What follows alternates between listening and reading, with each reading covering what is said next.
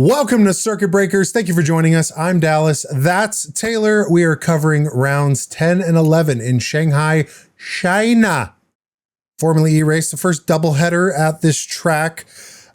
Interesting pair of races, but before we get into it, we have to take a look at the damage that was done in Tokyo in the swear bin. Now, for those that are not aware, we have been tallying the number of swears that we say to align with the FIA swearing policy that each no-no word is a 10,000 euro fine. And it may look a little high, especially for Taylor. Taylor, you're a bit of a potty mouth, but we actually had our cleanest episode yet. Tokyo was fantastic. I didn't have anything to fucking yell about. So Shanghai, a bit of a different pissing story. Yeah, we'll see where this episode goes, and let's get right into it. Taylor, what were your reaction to this race weekend? An interesting one. Oh, wow. Well, this is among the wettest racing years we've had. I feel like we hadn't really had a tremendous amount of rainy races for the past. I mean, we've had like London and stuff like that, which is always going to be kind of rainy. But this was rainy. This was like an excessive rain scenario. I was like fairly concerned that we weren't going to have a race. Yep. And then I followed that with among the more boring races that I watched and wishing that maybe we didn't have that race because I waited so long for it. It's a wet race. There's always going to be some like drama and kind of craziness, but it's like to be expected. So everyone's driving very cautious and all that. But this was also a big time Peloton race. And I have been very flip-flop on if Peloton is good or bad for the series. In this scenario, with the pit boost, I thought it was far more compelling than it had been in the past. Dallas, I don't know about you, but I know you're a big time Peloton man. You like the pack racing. Yeah. Oh yeah. Arguably my favorite type of race. Now, don't get me wrong, the street races that we've seen in Tokyo, Monaco, there's definitely room for it. But Peloton, like you said, with pit boost, oh my goodness. Now, I was thinking about this as I was looking back at the results from these races. If you were just a hyper casual fan and you don't watch the races, or maybe you just watch the 7-minute highlight videos, but if you were to just look at the results on the Formula E website, you would see the first race, Max Gunther, P1, and he put it on pole. Next race, Nick Cassidy, P1, put it on pole. Snapshot from that, it's like, this was a really boring race. But it's all about like how the cookie is made and the events that happen. There's not a whole lot of movement, especially in that second race. My favorite part of the cookie every time is watching the person make it slowly, step by step, piece by piece, put it in the oven and watch it bake. Yeah. For 15 minutes. And you don't know, as you have the dough in your hand, as you're balling up the cookie, you don't know what chocolate chip is going to rise to the top. You have an idea, the one that is physically higher up than the rest of them, but you just don't know. And there's going to be some chocolate chips that melt into each other. There's going to be chaos, but it's ordered chaos. And this makes me so much more excited for the rest of the double headers, which is the next 2 out of the 3 weekends we have this season. We got to pitch this to Formula E as a way to help break down the Peloton race, the pack race. It's like making cookies, but you're not making the cookies. You're watching someone else make the cookie. Mm-hmm. And the analogy as listed. I mean, look, I'm going to be honest. I'm still not sold on Peloton. I'm still not sold on pit boost. But what this race did do was make the exit from that pit lane for that pit boost a real butt puckering, like a major anal clinch moment, right? Because I'm watching like the little Gunt slipping out the pits as Ollie is hauling, getting past, and then the inverse. Like, who actually made that lap time worth it? And obviously, as we could see, it was the Gunt man.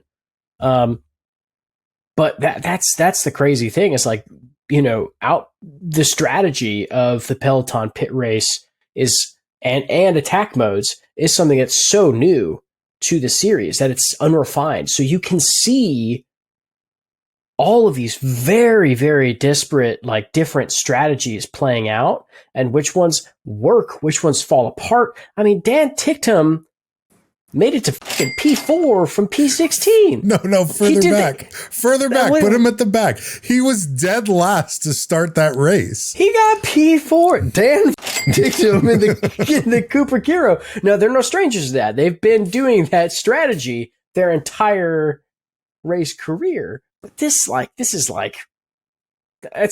a new bar of practice for the Tickman, to be patiently and willfully patiently, not because he has to, because there's no way he's going to finish the race, but to actively play the patient, like snipe at the points when you can get them.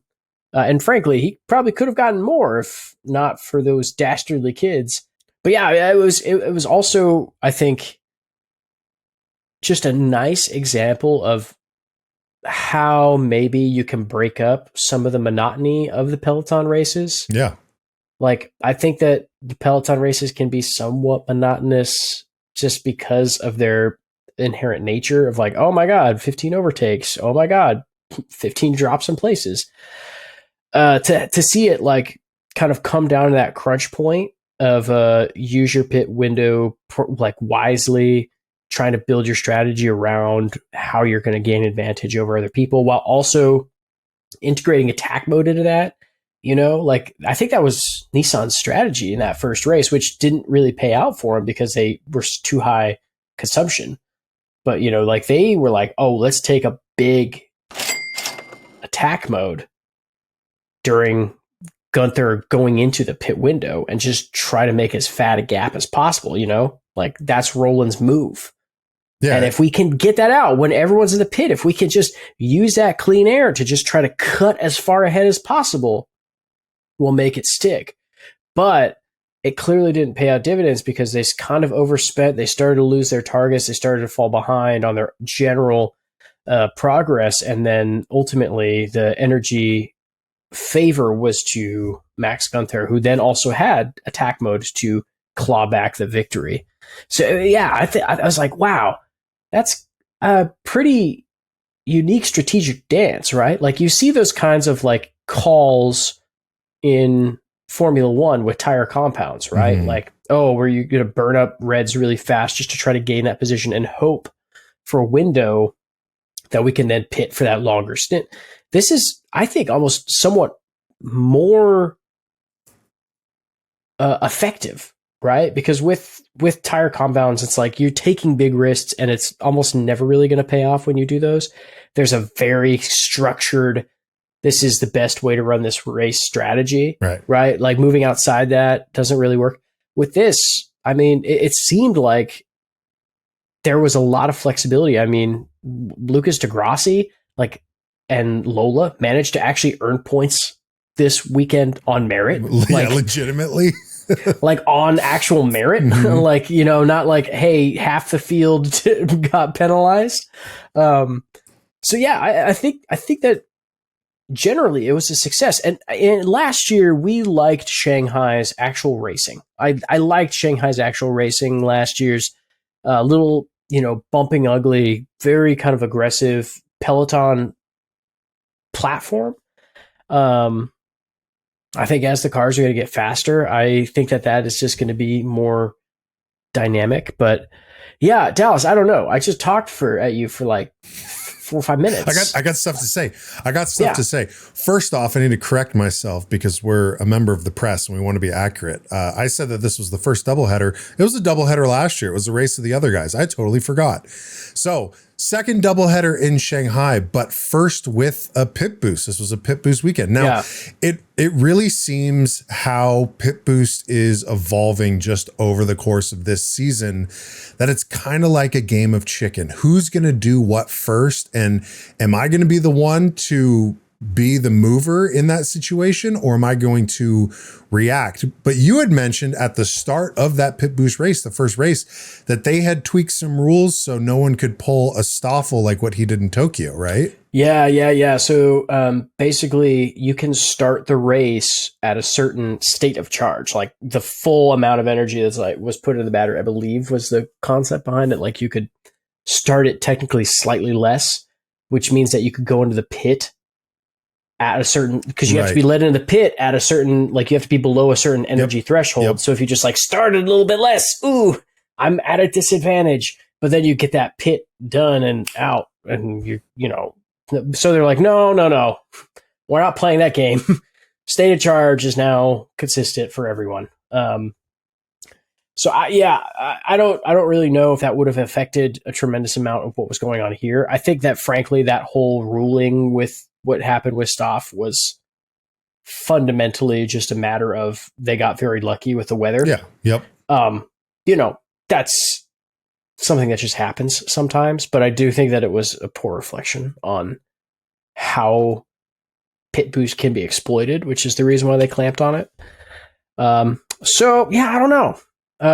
But I do think that we can also just say that wetter is not exactly better. No.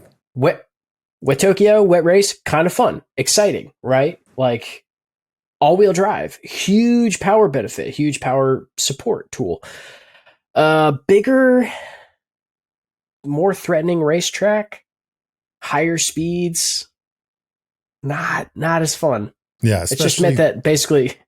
Oh, go ahead. Yeah. Oh, what kind of sacked the race? The second race now that we're getting into from the get-go was the rolling start behind the safety car. Because in Tokyo, we had the safety car for the first couple laps and then they did a standing start. This one, it was just too wet and they had to go, they had to make the race happen.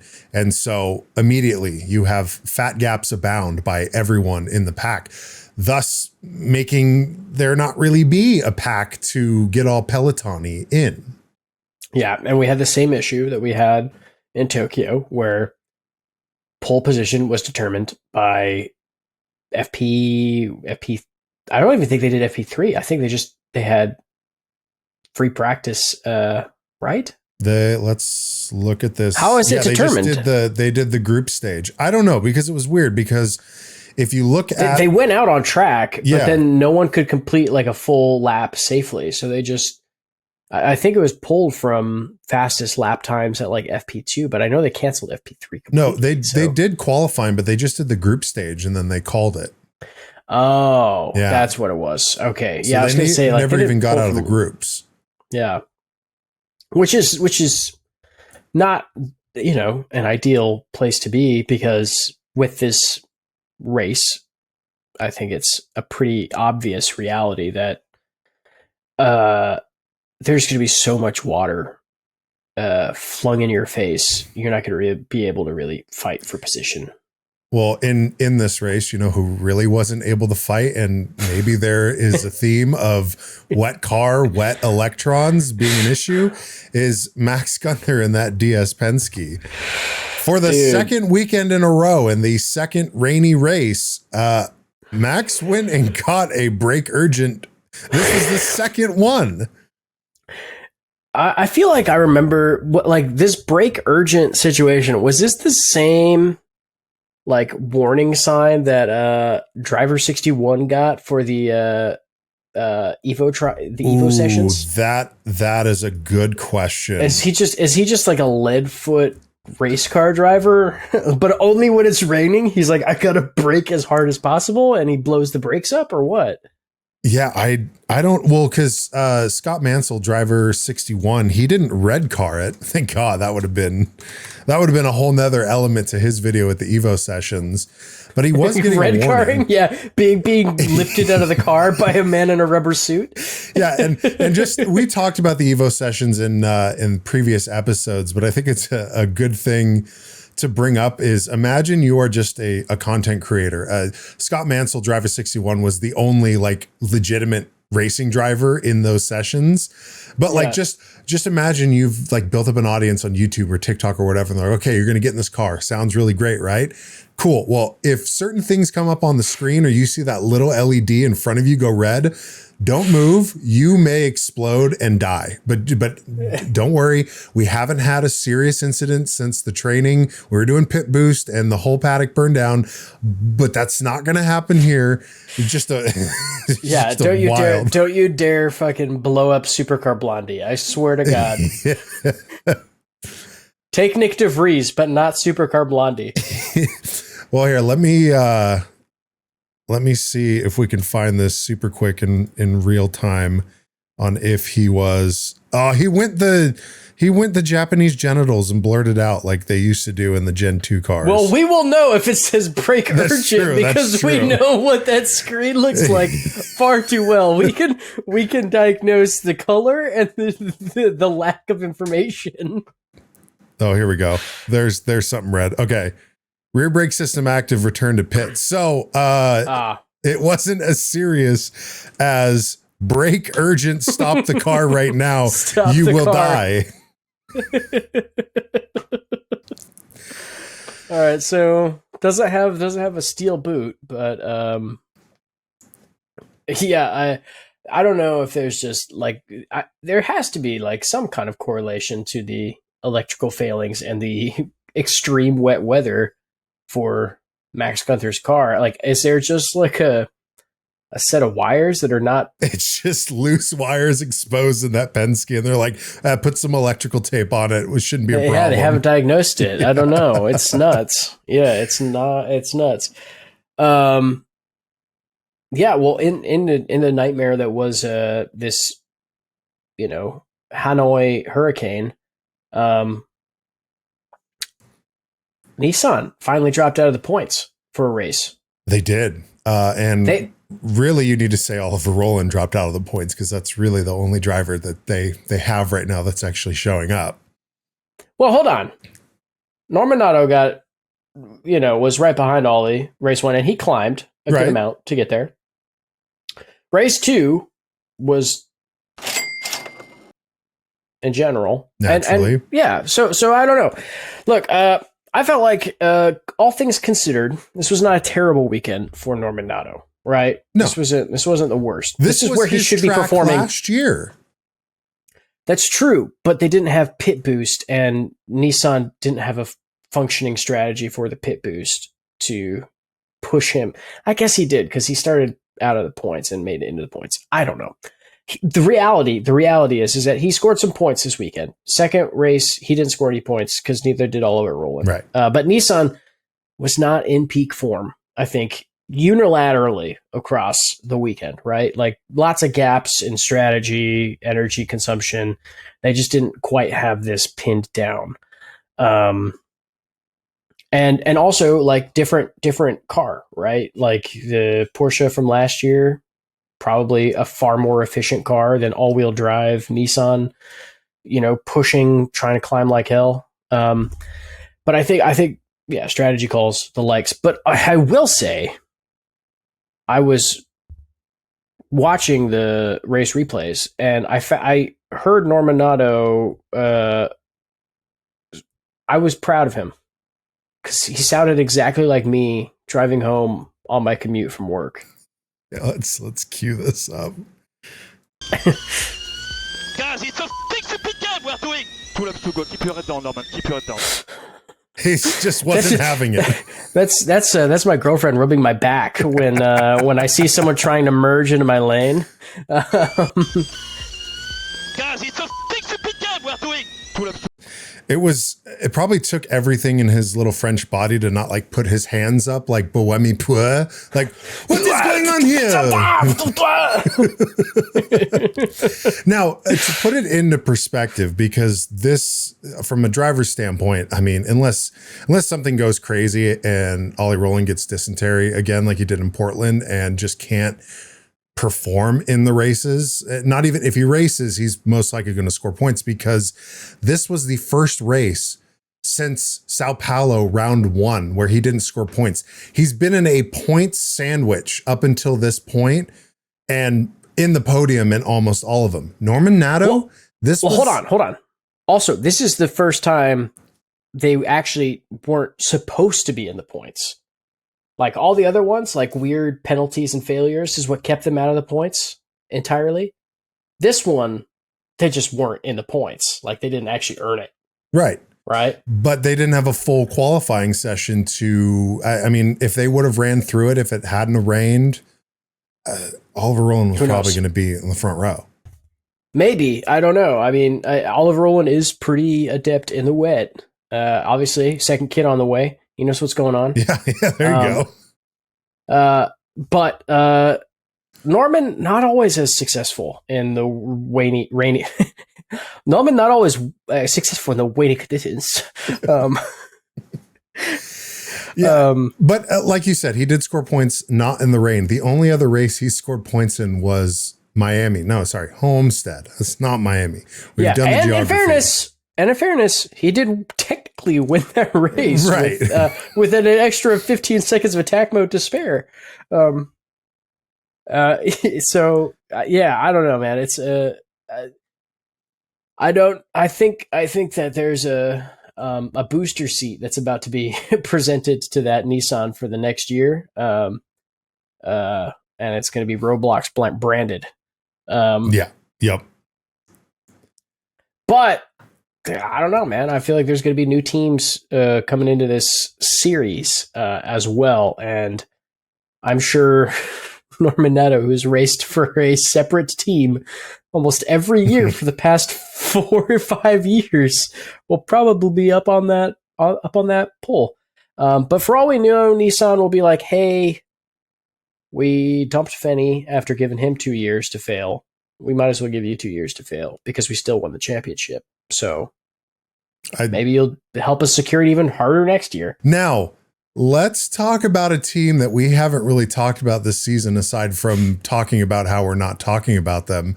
That second race, Nick Cassidy had the fastest in the group stage in qualifying, had pole position, and led the entire way and actually got a Jaguar win. I'm going to be honest. It's the biggest asterisk win I think you can earn. Like that's a big time gimme, right? That was. I'll put it this way: is if for some reason they didn't get that win, Dallas, like I think Nick Cassisy would stay in Shanghai. Yeah, he would have. So Team Radio, he comes on. A win is a win, right? And he had a good race. He made a very fat gap in the rain. Behind the Porsches, behind Pascal, who struggled with energy, was at a crazy difference in energy. Oh yeah, dude, that was nuts. Like Pascal was at like 8%, and Nick Cassidy was at like 19. Like what? Yeah, I've never seen that big a gap. I mean, DaCosta even had like 10% more than Verline. It was nuts. Yeah, Pascal's coming on the radio like, I need a new diff setting, running the AI calculations like it could work. And his human prompt engineer was like, we do not have the energy. You just have to keep going. He's like, okay, I'll just go off the track.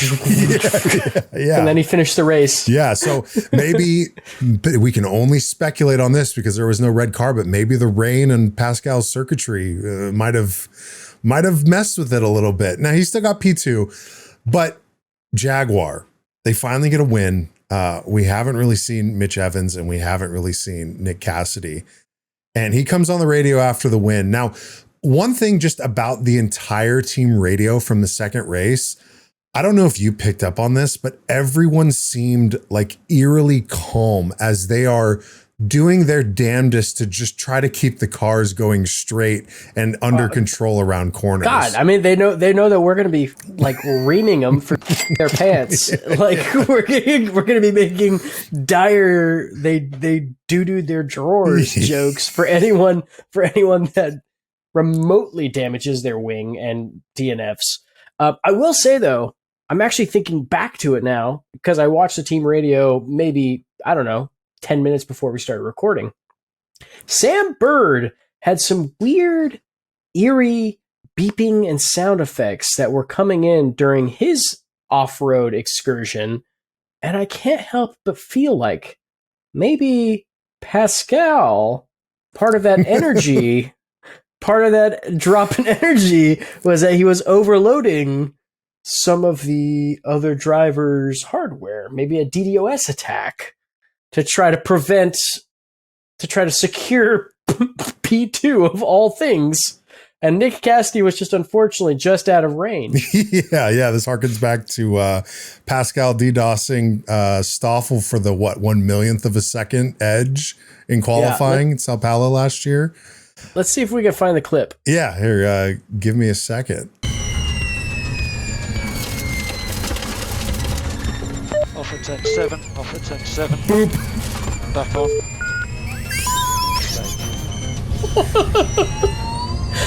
And then it cuts to Pascal. It immediately cuts to Pascal. So one of those was an FIA swear bin, but yeah, that was a little weird beeps. And then also when they cut to the onboard, look at these little artifacts of electromagnetic radiation. Yeah, it's wigging out. Off at 10-7, off at 10-7. Back on. I mean, basically what we're hearing is. Yeah. He's sending out a mass EMP. That's the reason why he was 10% down from everyone else for the remainder of the race. It's his diff setting. So we are starting to, which is super encouraging. People are starting to tune in and watch the show, which is great. Thank you for being here. I commented on one of Formula E's shorts they put on YouTube, and someone replied saying, "Hey, look, it's the podcast that thinks Pascal's an AI." And if we're going to be known for one, actually, I want to be known for two things. One, that we're the ones saying that Pascal's an AI. So when then it comes out, we can say, "I told you so." And two, and I can't remember if we talked about it last episode, but we are slowly injecting our own inside jokes. Like people are actually referring to Oliver Rowland as Daddy Rowland. Those are the only two things I want as a legacy for this show. That's right. That is exactly right. And goddamn, Oliver Rowland is about to be Daddy times 2, which is like, I don't know if that makes him twice as powerful, but I'm imagining like he's going to start throwing the medallion for winning races over his ultrasound. Like if number 2 makes him win twice as much, he is going to have like a Mormon family. Yeah. He's going to move to Utah. Yeah, he's having the most dominant season in recent memory, if not ever. You might be onto something there. But let's go back to Jaguar. Let's celebrate nice guy Nick Cassidy, because he's had a hell of a last year, and these are from his words, not mine. I've waited so long for this. What, 12 months? The hardest 12 months of my life. The hardest 12 months of his life. Okay, we know that Dan Ticktum, his life will always be better than ours, but Nick Cassidy, is his life more difficult than all of ours?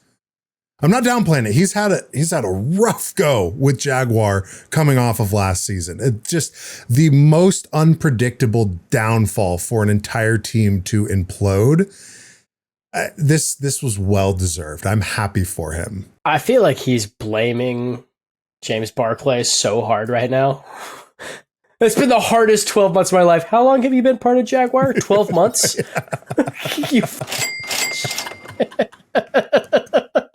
like if I were James Barclay, I'd be like, you bitch. Like over radio.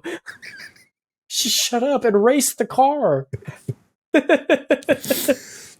Well, nice guy Nick got a win. Jaguar got some points. Actually, and James Barclay is removing himself from the situation. Oh yeah, he's done. He's gone. We already talked about that. Now, to just put that into even more perspective, last year Jaguar was they had both drivers and teams championship in the bag. It fell through their fingers. It is what it is. It's history now. At this current point, Jaguar is 8th in the team standings. Oh man. They're behind Andretti. They're behind Maserati. They're behind Mahindra. Yeah, in points. That's not this where you want to season. be. No. That's not where you want to be. Also, though, I do want to say just props to all the other teams that are now beating Jaguar. That's awesome. Yeah. Yeah. It's really funny for the people in our fantasy league that bet on a second coming of Jaguar. How's that going for you? And now Kiro Kronicles has done more for their team than Jaguar.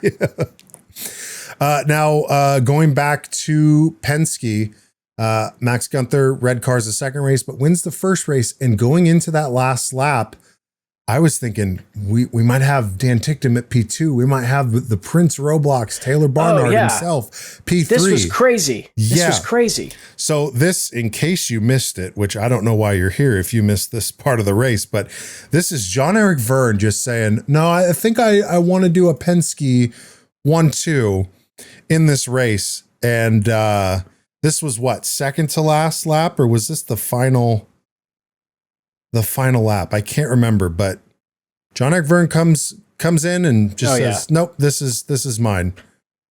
Yeah. For those people that just like don't always understand what the hype is for Jean-Eric Vergne, it's just like the guy is frankly, I think, just one of the most underrated drivers that had been in motorsport. I mean, I know his time in Formula One was cut short, but like the dude is fantastic and basically has been fantastic almost his entire Formula E career. Yeah. Oh, yeah. I don't think he's ever not been fantastic.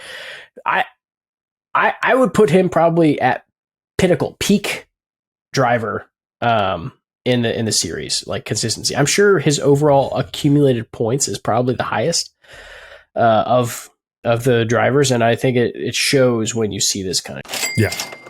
Yeah, and what makes it even more impressive is he takes on two of the most aggressive and sometimes unpredictable drivers in Dan Ticktum and Taylor Barnard. That's right. Taylor Barnard wasn't having any of this in Tokyo, so to see him slowly kind of back out as Jean-Eric Vergne, he basically just schooled them. He's like, "Hey, look, I've been doing this for a real long time, boys.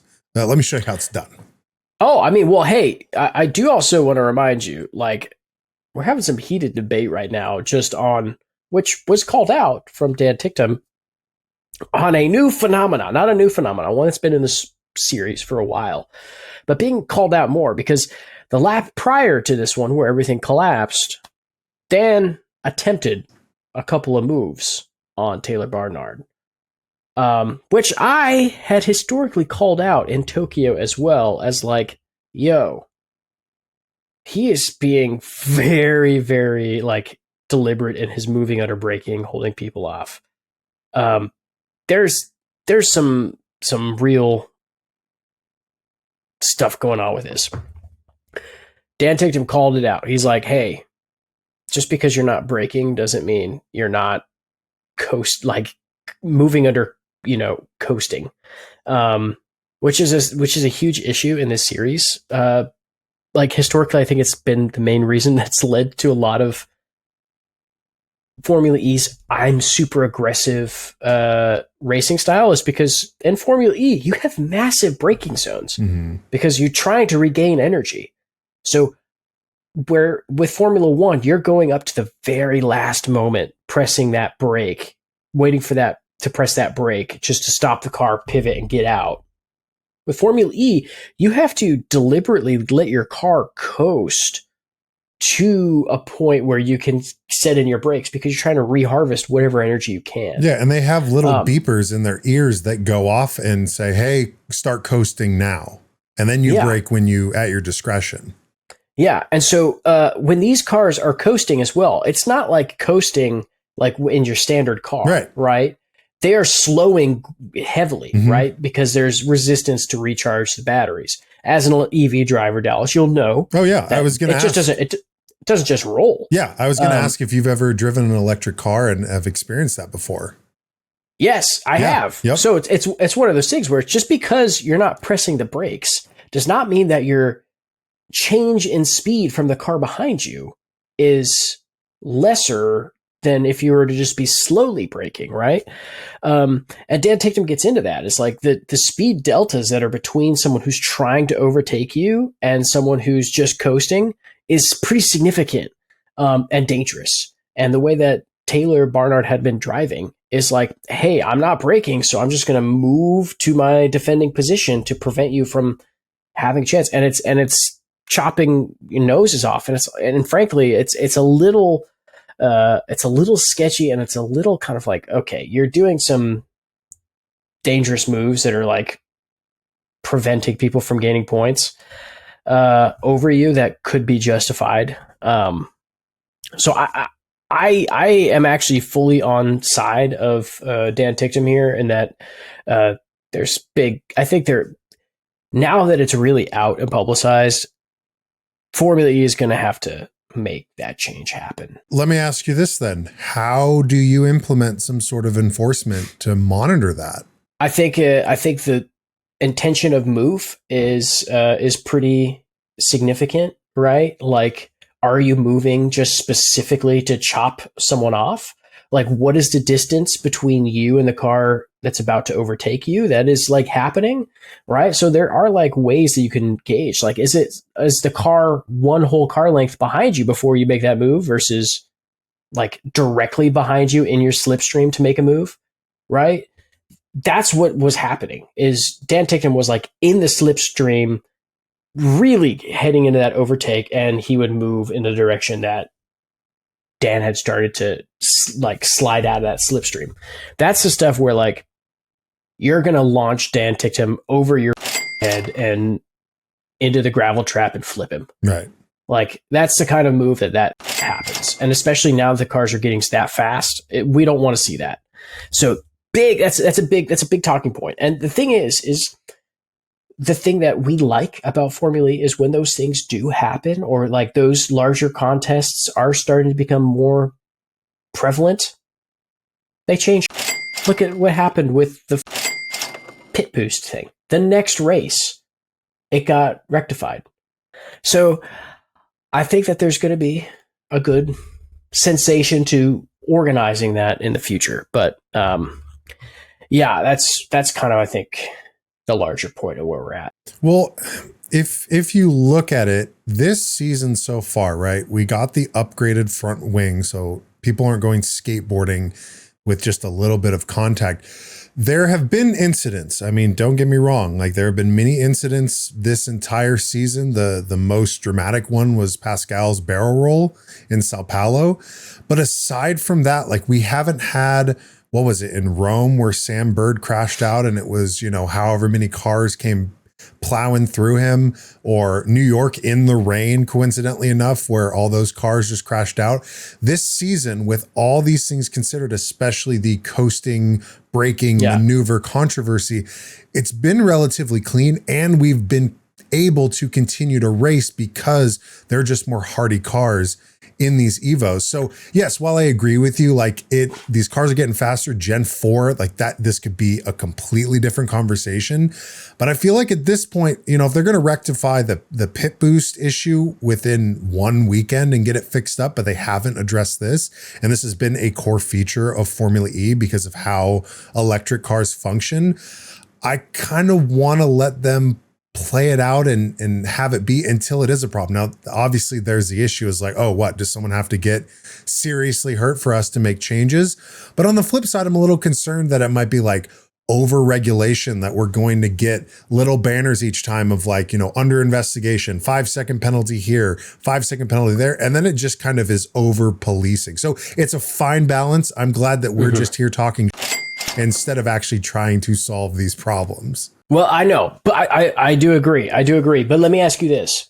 Would this race not have been more exciting if Dan Ticktum had been able to make those successful overtakes, because he was not hampered by aggressive defense to make that happen? That's good racing, right? Yeah. When someone who has the ability to make a good move can make it and is not just punted away, right? We're trying to encourage the good aggressive racing, not the negative defenses, right? Like, that's the kind of like organization. Historically, with the other cars, they didn't have superior grip. They were much harder to drive.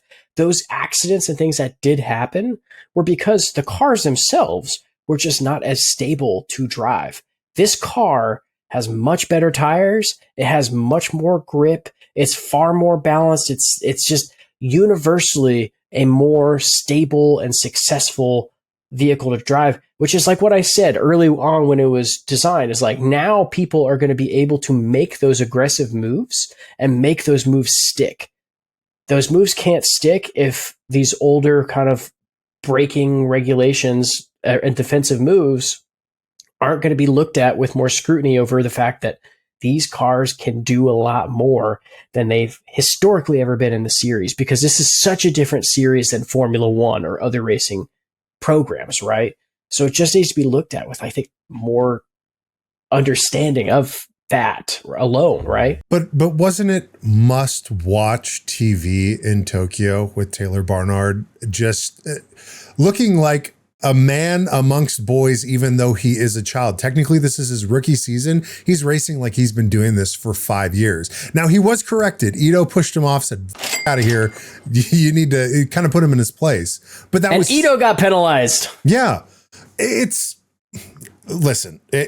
regulation. It's a hairy situation. I feel like we're kind of hung right now because I'm still kind of for it.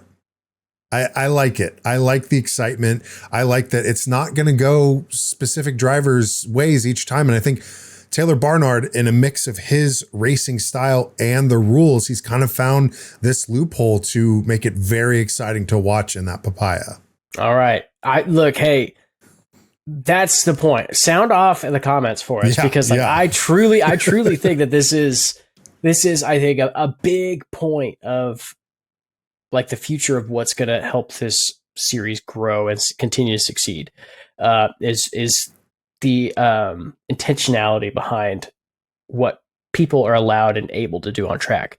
But I also understand that the spectacle of the sport is important. Yeah. And frankly, aggressive defense is in all honesty, that's what I would be doing.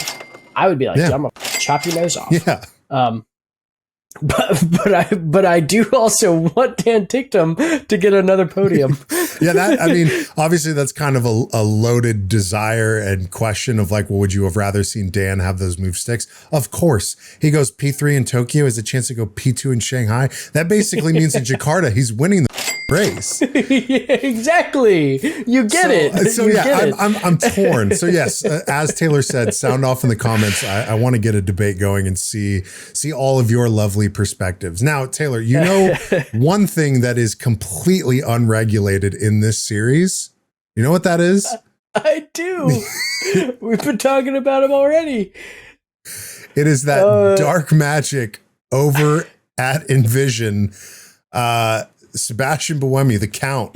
Yes, dude. Had an incident where I never really think about this. And I'm so glad that we live in a time where we can watch racing where it's not just like a fixed camera angle at the start finish line. Like we get so many different angles, especially the helmet cam, to like just sit there and imagine what would it be like to drive one of these cars for real. And for Sebastian Buemi in this first race, he had a little incident. It's Gen 3 Evo. There's a little bumping, there's a little grinding. He had an issue with his mirror and it got knocked out of kilter and he couldn't see what was behind him. And so he radios, hey, I lost the mirror. And then what does he try to do? He tries to use his dark magic powers to use telepathy or something. Let me see if I can get a freeze frame on this. Like just some like Harry Potter. He's like flicking. He is still probably a good 2.5 feet away. Convert that to metric. That's like half a meter. And trying to reach. And then he goes with his right hand to fix the right mirror. And he's like, that's not working. Let me try my left one. Cause that's my dominant hand for casting spells. Yeah. Also while racing. Like, even further away.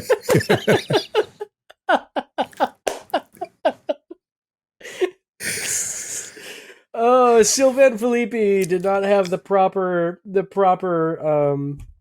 pentagram over the sewers in Shanghai. Yeah. Yeah, it got washed away or something, but this is just my powers. Where are my powers? And the perfect timing too, where he's getting messages from his engineer. He tries to fix the mirror, and then he just says, "Ah, f- it. Okay."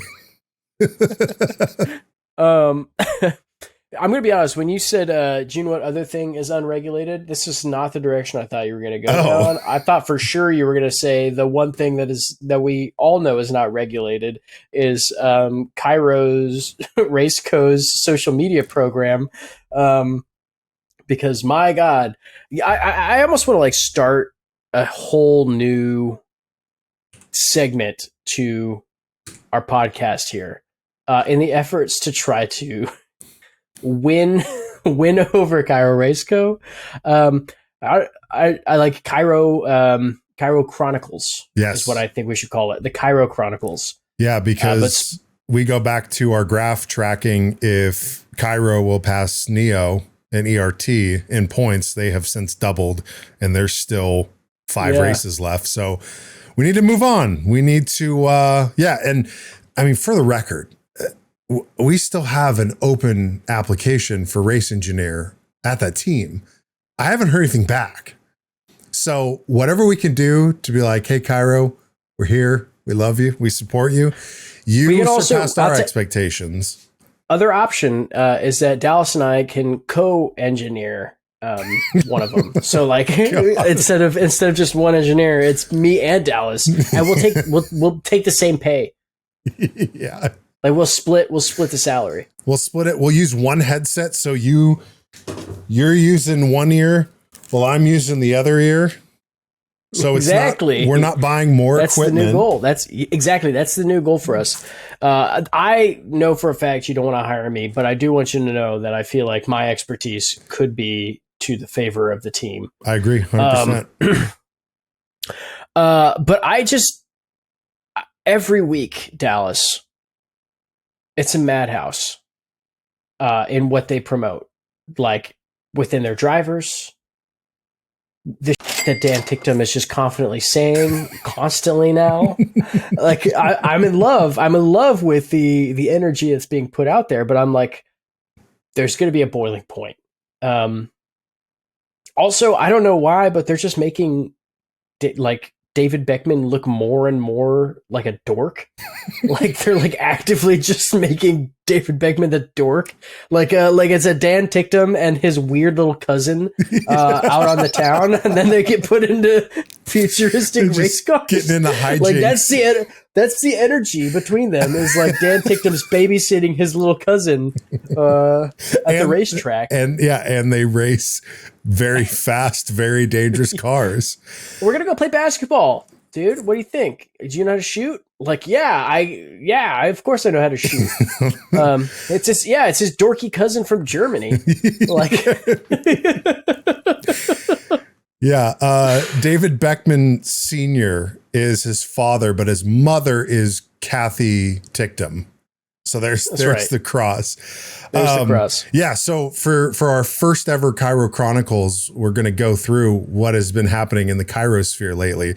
And I want to start with something that is now, it's happened multiple times. It is a trend on team radio. It's what's our soft opening for this team radio? This super stressful, high octane, just high pressure race.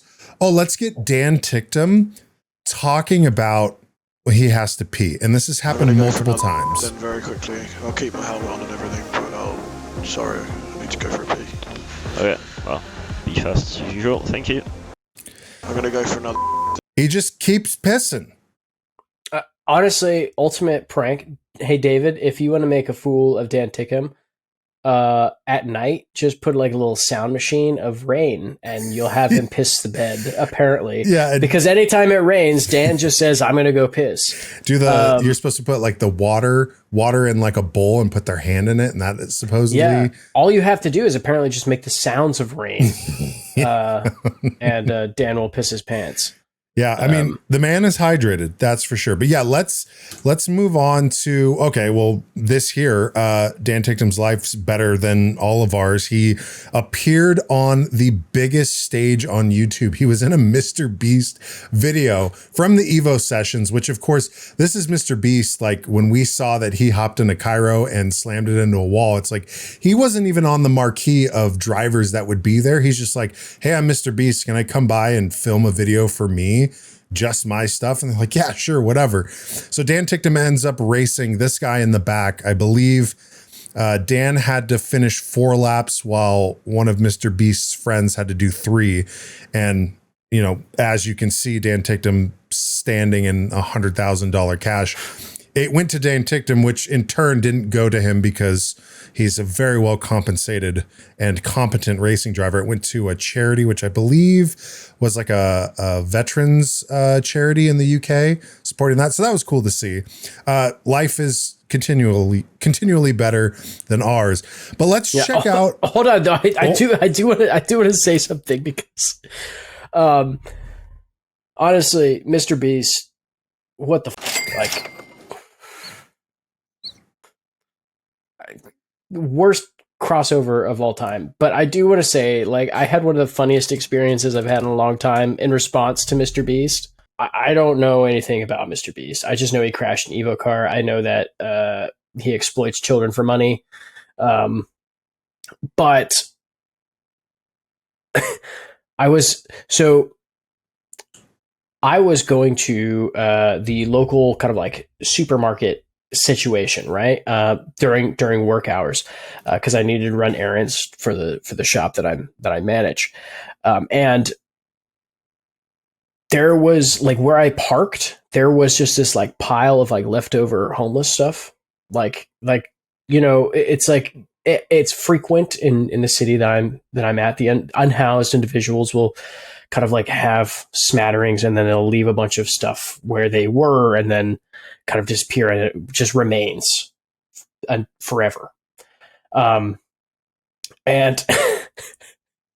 it was a Mr. Feastables candy wrapper and then a gutted cell phone and a pair of used underwear that like just filthy underwear and then nothing else. And it was like right where I parked my car. So I like got out of my car and I just saw this like little YouTuber experience. And it was like, I frankly, I should have taken a photo of it because it was art. It was a description of what the youth can expect. But it was subsequently followed very quickly after by seeing Dan Ticktum jump in a big bucket of money for Jimmy himself. I mean, say what you will about Mr. Beast. At this current juncture, the video that Dan Ticktum is in has 106 million views. So fantastic for the sport, fantastic exposure for Kiro. This is right up their alley of locking in something like this because we had the also Marvel livery. Great time to be introduced to Dan. Could you imagine if Dan did this Mr. Beast video like 2 years ago and like all those kids that started like looking at Dan Ticktum as like a hero were like, P20, another good weekend for Dan. Like this is the time to be on a Mr. Beast video. Yeah, his star is rising for sure. But yeah, let's I had queued up. Oh yes, I interrupted. No, you're good. I liked a little zoom in on Jimmy's face there.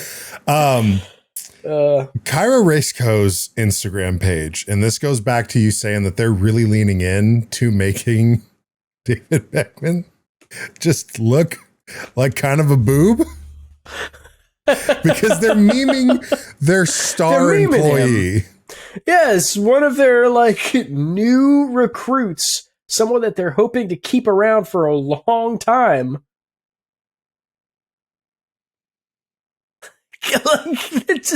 They're hitting him in the nuts with basketballs. They're showing his awkward coordination on the basketball court. Like it's wild. It's wild. Now God, that stroke is just insane. Now I feel like we should mention here that, you know, these are still world-class athletes. Yes. What they may not be able to do on the basketball court or in the batting cages in Japan, you can't be good at everything.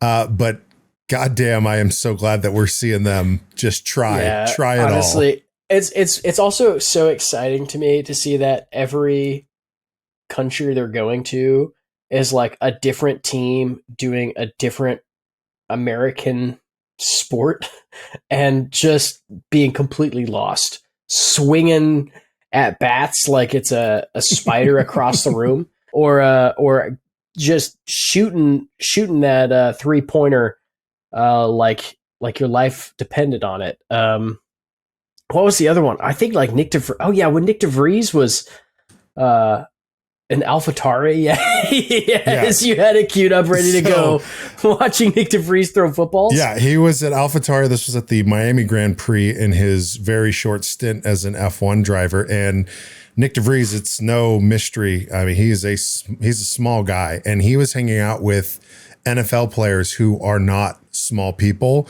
And so it's interesting to see an athlete outside of their element that they are known for being so good at. And so just trying to throw a football, right? This is the most American sport you can get. And he's just doing his damnedest to cup that ball and to just huck it through the net.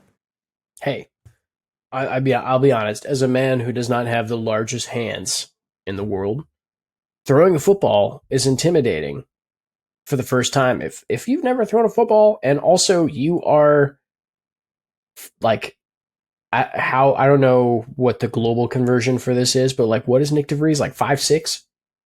I think so. Something like that? Yeah, 5'5", 5'6". So I mean, for fuck's sake, Yuki too. Yeah. Like they're tiny, right? Yeah, this is Yuki standing next to just an average American. Yeah. His hand is the size of Yuki's whole head. He could throw Yuki's head like a football. So the guy's holding a smartphone right now. When he hands it to Yuki, it's going to be an iPad.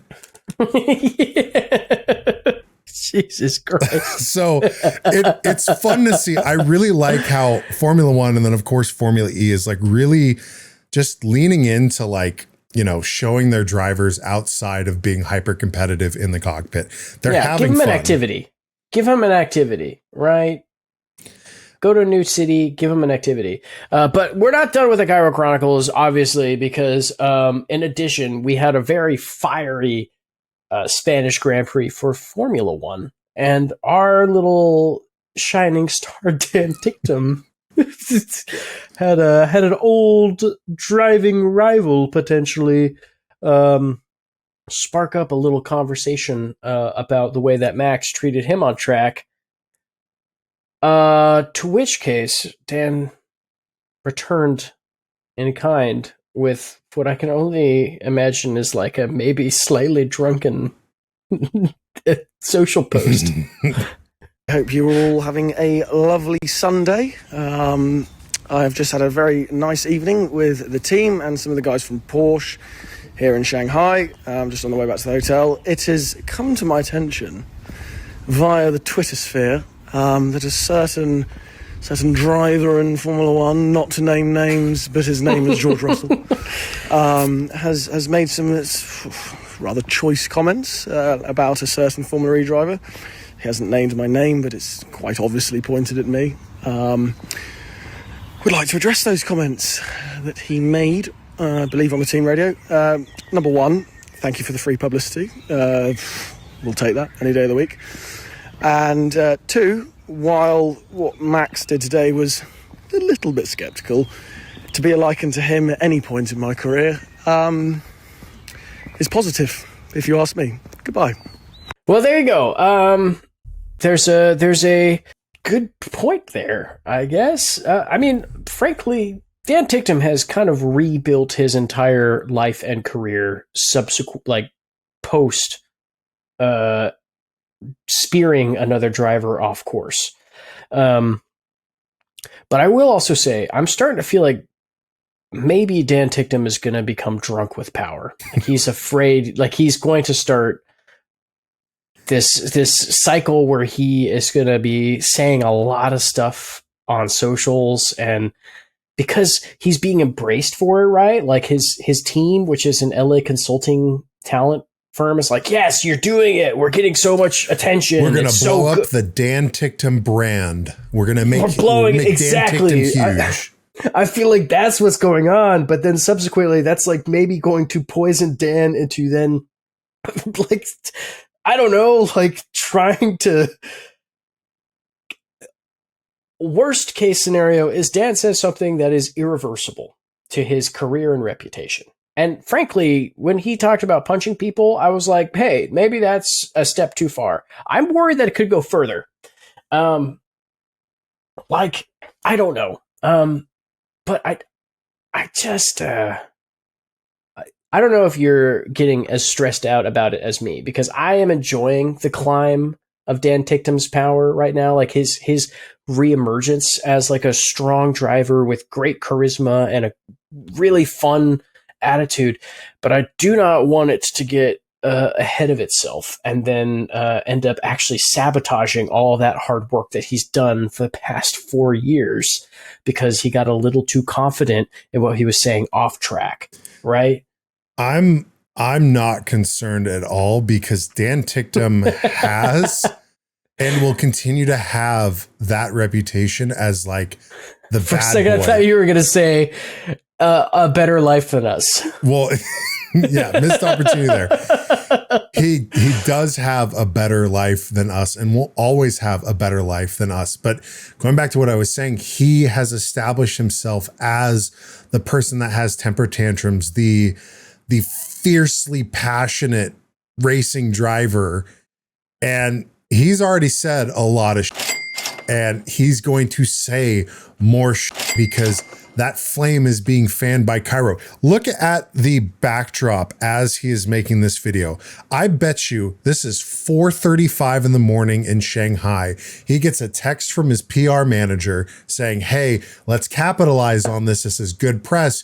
Go make a quick story and talk about it. And he's like, I've had 6 beers. I've been out partying all night. Yeah. I'm a Formula E driver. My life is better than everyone else's. It's like, don't care. 100%. Make the video. So he might be a little sauced. He says his piece. I don't think at this point, and we've kind of experienced, like, there is a line that you can cross in Formula E. That can be done. We've done it before. But I think Dan Ticktum kind of has like an added cushion. He has the pass a little bit because he's been doing this. This isn't like he's on Kiro now and Kiro's trying to reinvent themselves. And it's like, who is this guy? Dan is still being himself. It is just amplified in visibility. They're giving him the green light. There is a layer of plot armor that I believe he does currently obtain for his character arc that he's exploring right now. But with a character's arc, there is going to be new challenges that are brought on. And I believe that these challenges may be self-inflicted for Dan Ticktum, as they have been in the past for his entire career to an extent. So I am just warning everyone. I'm just warning everyone that there is going to be a moment of demise that I am sensing on the horizon. But hey, that is enough of this Dan Ticktum Chronicle, the Kiro Chronicles. I think we're going to close the book on it for the time being. Also, David Beckman, we love you. Congrats on your performance in the duels. I think next time you are on track. Also, I'm also excited to announce Zane Baloney did not get into the points. I thought he was gonna. I had a wild prediction. I was like, both Lola are going to get in the points race 2. Or was it race 2 or race 1? Race 2, because we did predictions right before under the safety car. Yeah. Last turn, no points. But I do have some good news.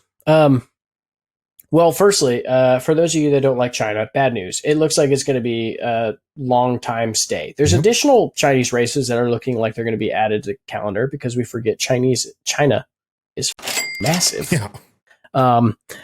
Lots of locations in China. So it looks like there may be another one, but also Dallas.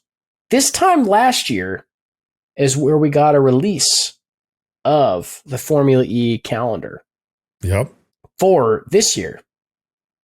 It has been finalized, we believe, question mark? We're not going to talk about it because the last time we did that, literally the next day, they dropped it. Yeah. So we're not going to do that. But last year we criticized the calendar to a lesser or greater extent. And I actually feel like very justified. Looking back at the races this year, the ones we knew were bangers. The ones that we knew weren't going to be bangers, they sucked. Refer to us next time, Formula E. I think we know a thing or two at this point. I am excited to see what's going to be there, Dallas. But I think they said that it was by the end of the month. So technically as of the first is, I believe, when it was supposed to be kind of finalized. I think we could start looking forward to some new races. Maybe we sit down and we talk about circuits we are hoping are going to be on the horizon as far as new destinations, both international and domestic in the United States as well. I'd want to wait until it's out, and then we can take apart that schedule and then talk about cities and countries we wished it would have gone. I think we should just do it again. Do the exact same thing we did last time and make an entire video about it, and then retroactively change it because we came out a day late. Well, if you want to do that, let's do it. So I guess stay tuned for a prediction episode. You heard it here first. You heard it here first. We are going to start working on our video on Wednesday, June 4th. As when it's coming, and 2024. It's getting so. It's 2025. Oh, we're a whole year early. We're halfway through 2025. We're a whole year early. I don't think we had any listener questions, but I do want to do some shout outs. Yeah. Because we're finally getting some comments in the video. Oh God, what is the comment I'm looking up to? I'm not. I got them right in front of me. Okay. Dallas, you want to read out the comment? Yeah. So just shout outs and some comments. Nothing for really a dialogue on, but either way, thank you for watching and commenting. Shout out to SB10FE, another Formula E creator. I went and checked out his videos. Very tight, well put together videos on the entire series. Watching his stuff, I'm learning stuff that I did not know, because we take this series as such a joke in the lens that we decide to go about it. So to see his breakdowns, if you're not watching SB10_FE on YouTube, check him out. This is a good channel.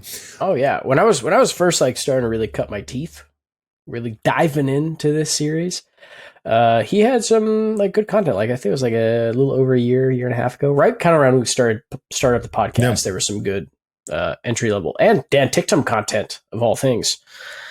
So an OG Ticktum critic, but also supporter. Yeah. Like-minded. Also, we had a comment from Beyblade Smash 01. I don't know what it is, Alice. I don't have the comment in front of me. You just have the name. Yeah, so Beyblade coming in, just saying, nice podcast. Love Formula E. I know it's not popular yet in motorsport, but you will be the first YouTuber Formula E. I think there's a little bit of a translation there, but thank you for the positive words, Beyblade. And who would have thunk that Beyblade and Formula E worlds were going to be colliding? That's cool to see. Yeah, thank you. And then VL 3005 also responding to that comment. So Formula E fans are out there. And I don't think we need to be ashamed about anything, even if it sounds like dental drills going around a track. Yeah. So thank you, Mr. Beast and Dan Ticktum, for delivering them to our doorstep. while we make fun of them regularly. Aside from that, though, I mean, that pretty much rounds out the episode. Thanks again for watching. Leave a comment. What was the debate that we wanted to get into? The coasting, braking, moving under coasting. Yes. Leave a comment and let us know your take on it, because it seems like Taylor and I are kind of hung on what's the best way to go about doing it. Is it a problem? Will it be a problem in the future with Gen 4? So let us know. Yeah, let us know. Also, I'm gonna be very clear with y'all. I personally thought that this Peloton plus Pit Boost race combo was pretty nice. I would love to hear what you guys think, because I know like the general fan base is like, get rid of the Pelotons and then also get rid of Pit Boost. I thought this was an interesting overlap, and I thought maybe a good way to remedy some of the monotony that is in the Peloton race. I would love to hear what you guys think about that in the comments as well, if you have the idea. Closing remarks, same as they always are. If you're just a listener, be sure to check us out on YouTube at Circuit Breakers Pod. Also on Instagram, haven't been posting a lot there, but there is an account.